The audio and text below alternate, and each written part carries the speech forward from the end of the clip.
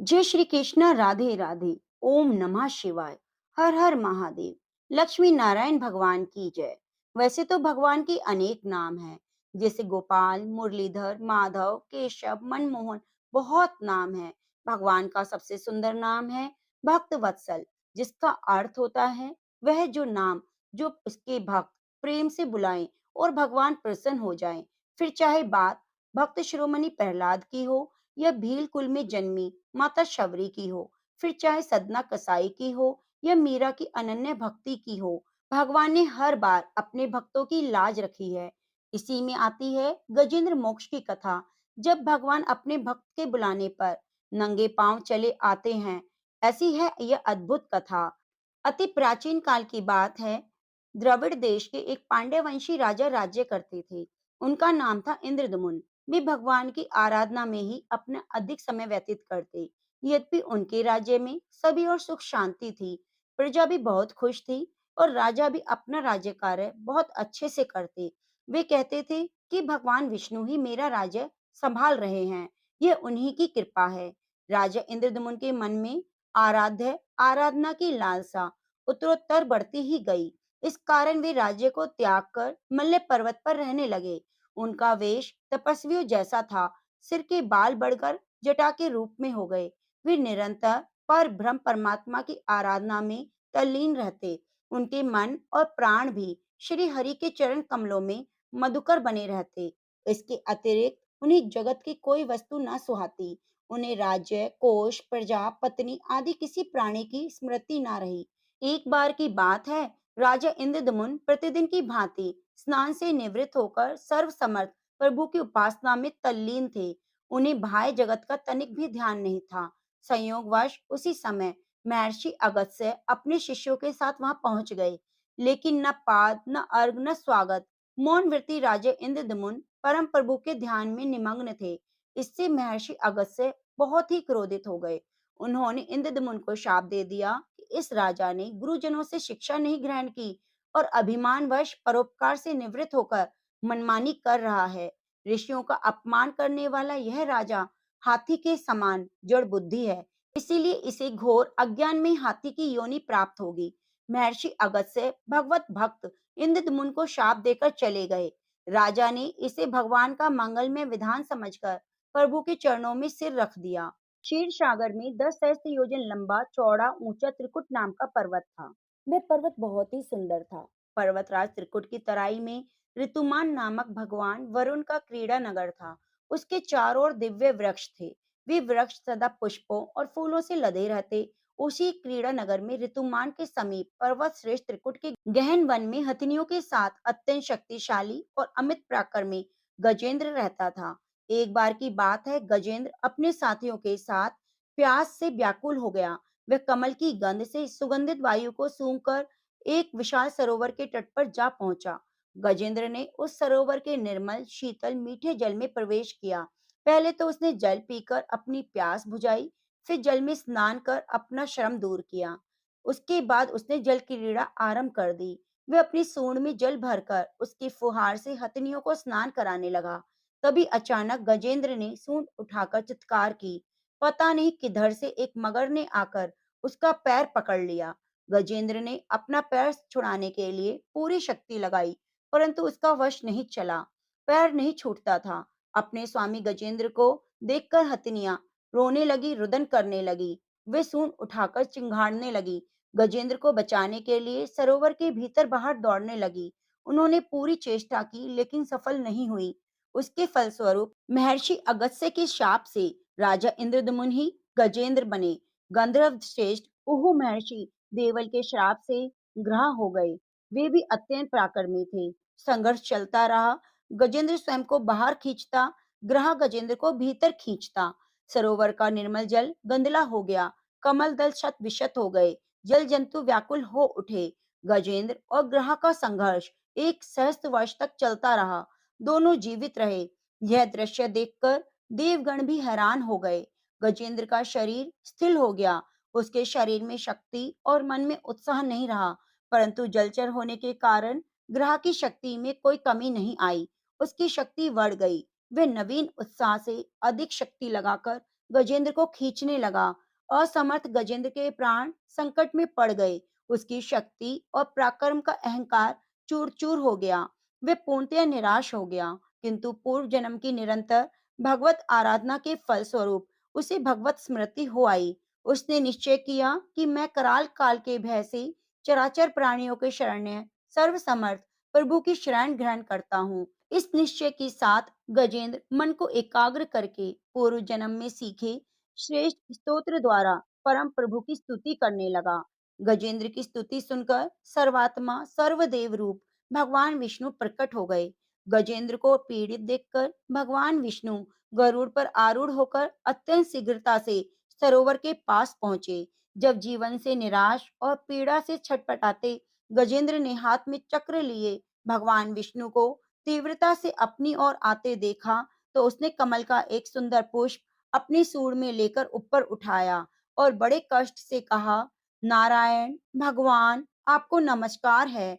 गजेंद्र को पीड़ित देखकर भगवान विष्णु गरुड़ की पीठ से कूद पड़े और गजेंद्र के साथ ग्रह को भी सरोवर से बाहर खींच लाए और तुरंत तीक्ष्ण चक्र से ग्रह का मुंह फाड़कर गजेंद्र को मुक्त कर दिया। ब्रह्म आदि देवगण श्री हरि की प्रशंसा करते हुए फूलों की वर्षा करने लगे। ऋषि महर्षि पर ब्रह्म भगवान विष्णु का गुणगान करने लगे।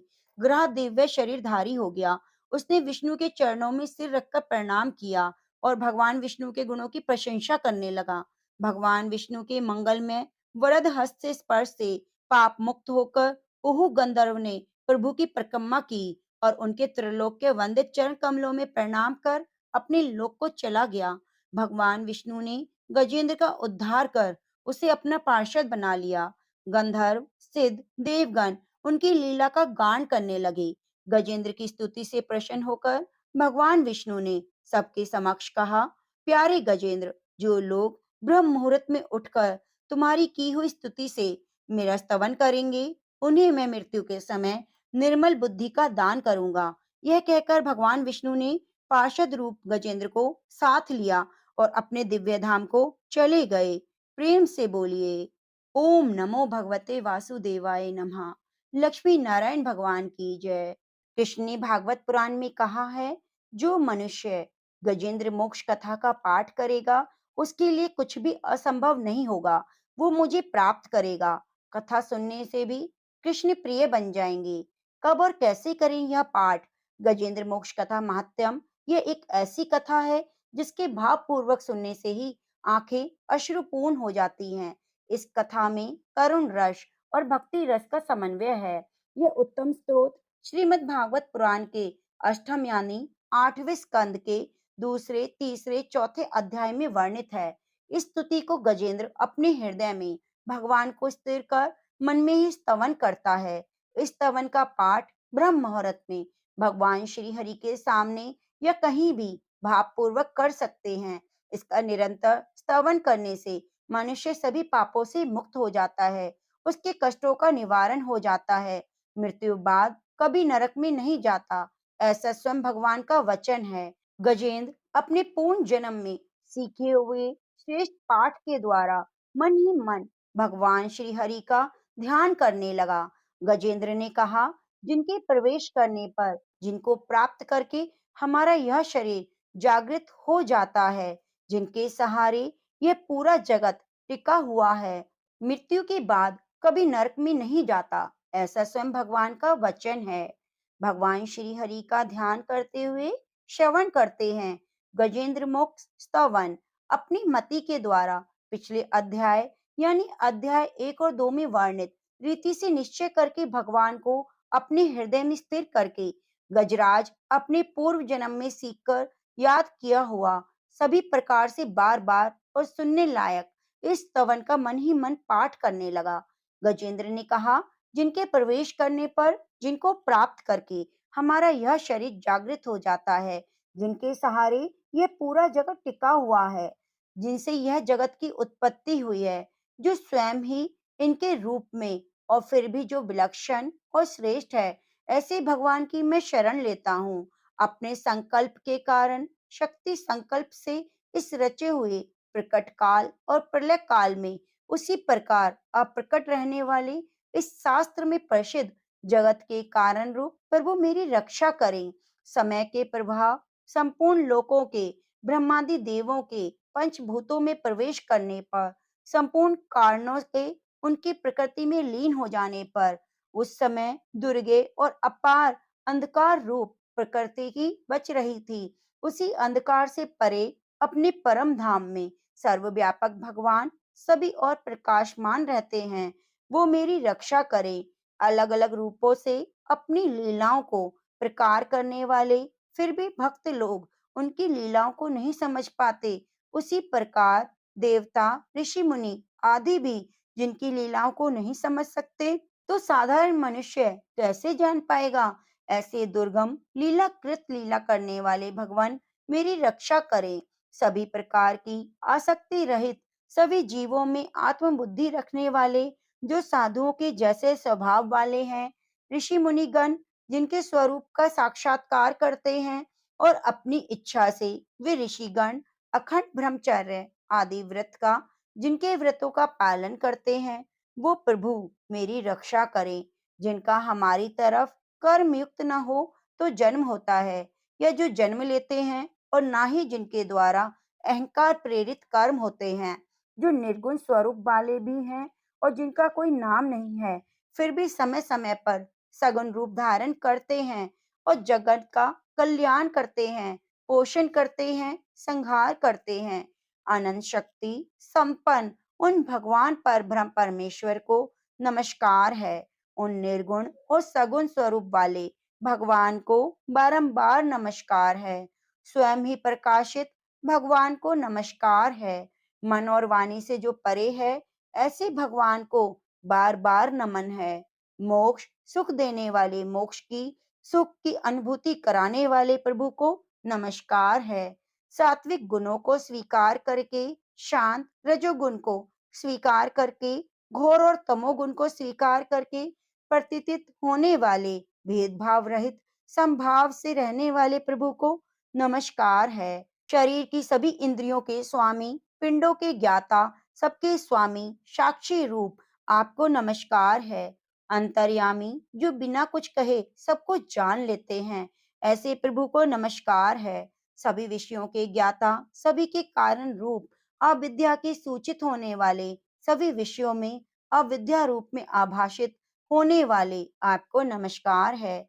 सभी के कारण होने के बावजूद कारण रहित आपको नमस्कार है। संपूर्ण वेदों शास्त्रों में परम तत्व मोक्ष स्वरूप आपको नमस्कार है।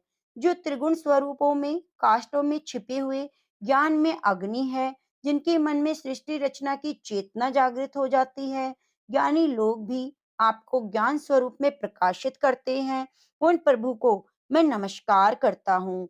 मेरे जैसी अविद्याग्रस्त जीव की अविद्या रूपी फांसी को काटने वाले दयालु परमेश्वर, आलस्य न करने वाले प्रभु को मेरा नमस्कार है।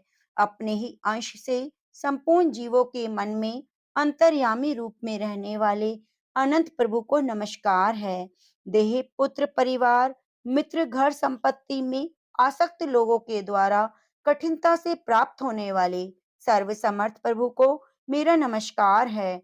जिन्हें धर्म, धन, मोक्ष की कामना से भजने वाले, उपासना करने वाले लोग अपनी मनचाही गति पा लेते हैं, वे अतिशय दयालु कृपालु प्रभु मुझे इन आपत्तियों से सदा के लिए मुक्त कराएं। जिनकी अनन्य भक्त लोग धर्म आदि पदार्थों को नहीं मांगते, सिर्फ प्रभु आप ही को पाने के लिए प्रयत्न करते हैं, उन अविनाशी श्रेष्ठतम भक्तों के द्वारा प्राप्त होने के लायक, इंद्रियों के द्वारा अगम्य, अत्यंत प्रिय, अंतरहित, परिपूर्ण भगवान का मैं पूजन स्तवन करता हूँ। ब्रह्म आदि सभी देवता, चतुर्वेद, सभी शास्त्र, चराचर जीवों और आकृति के भेद से, जिनके अत्यंत शुद्ध स्वरूप के अंश से लिखे गए हैं। जिस तरह से प्रज्वलित अग्नि लपेटे सूर्य की किरणें बार बार निकलती हैं और पुनः अपने आप लीन हो जाती हैं, उसी प्रकार मन, बुद्धि, सभी इंद्रियां और शरीर परमात्मा से प्रकट हो जाते हैं और पुनः उन्हीं में लीन हो जाते हैं। वह भगवान वास्तव में न देवता है, न असुर है, न मनुष्य है, न प्राणी है, न वो स्त्री है, न वो पुरुष है, न वह गुण है, न कर्म है। सबका निषेध हो जाने पर भी जो बच जाए, वही उनका स्वरूप है।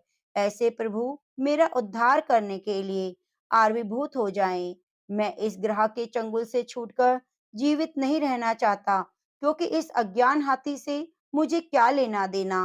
मैं तो आत्मा से प्रकाशित अज्ञान की निवृत्ति चाहता हूँ, जिनका कभी नाश होता है, भगवान की दया से जिसका उदय होता है। मैं तो मोक्ष की अभिलाषी हूँ। विश्व को खिलौना बनाने वाले प्रभु, अजन्मा के सर्वव्यापक सर्वश्रेष्ठ भगवान को मैं प्रणाम करता हूँ, जिन्होंने भगवत शक्ति रूप योग के द्वारा कर्मों को भस्मित कर दिया है। वो योगी रूप उसी योग के द्वारा शुद्ध किए हुए अपने हृदय में जिन्हें प्रकट करते हैं, उन योगेश्वर भगवान को मैं नमस्कार करता हूँ, जिनकी तीन शक्तियाँ सत्व, रज, तम, असहाय है, जो इंद्रियों के रूप में प्रतीत होते हैं, जिनकी इंद्रियां विषय भोग में रहती हैं। ऐसे लोगों को जिनका मार्ग मिलना असंभव है, शरणागत रक्षक शक्तिशाली आपको नमन है, जिनकी अविद्या नाम की शक्ति के कार्यरत अहंकार से ढके हुए अपने जीव जान नहीं पाता, उन अपरंपरा महिमा वाले भगवान की मैं शरण में आया हूँ। श्री सुखदेव जी ने कहा, जिन्होंने पूर्वोक्त प्रकार से भगवान की महिमा का वर्णन किया था, उस गजराज के समीप जब ब्रह्मादि देव नहीं आए, सिर्फ इतना ही नहीं, अन्य कोई भी देव नहीं आए, तो साक्षात श्री हरि वहां प्रकट हुए। गजराज को इस प्रकार दुखी देखकर और उसके द्वारा की हुई स्तुति को सुनकर चतुर्भुज वाले सुदर्शनधारी चक्रधारी भगवान गरुड़ की पीठ पर आरूढ़ होकर देवताओं के साथ उस स्थान पर पहुंच गए जहां पर वह गजेंद्र था।